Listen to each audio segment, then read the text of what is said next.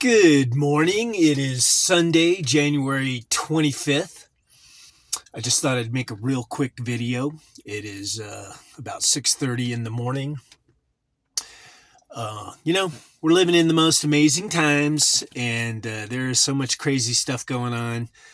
But, what I was watching last night on the TV was all the crazy stuff going on in Minnesota with all the, quote, protesters fighting ICE, and another person died. A man, a 37-year-old man, got shot by ICE, and he carried a gun for some reason as a peaceful protester into the fray.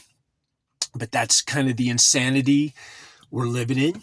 But anyway, today is the AFC and NFC championship games in the NFL.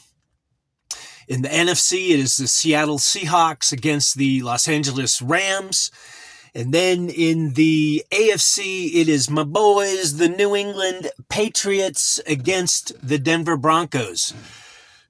And what I will tell you, my friends, is, the Super Bowl, for me, for the last 2 decades, there's been a lot of spirituality in the Super Bowls, not only with who the two teams that match up against each other and what it means to the greater picture of reality. And there might be some of you that are like, man, what the hell is he talking about? But I would say, hey, just look at the halftime shows.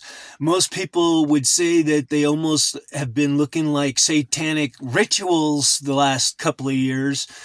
So, if you want to think there's absolutely no spirituality to a Super Bowl, go ahead. But I think there is. So the two favorites today are the Patriots and the Seahawks. They're the two most likely candidates to get to the Super Bowl.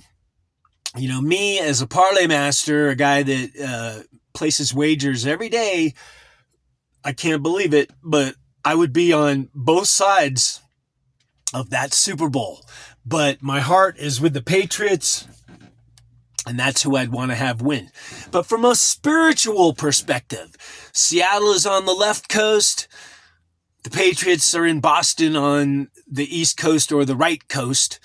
And, that's kind of like that spiritual battle that we're having, the civil war that seems to be breaking out, which is the left versus the right.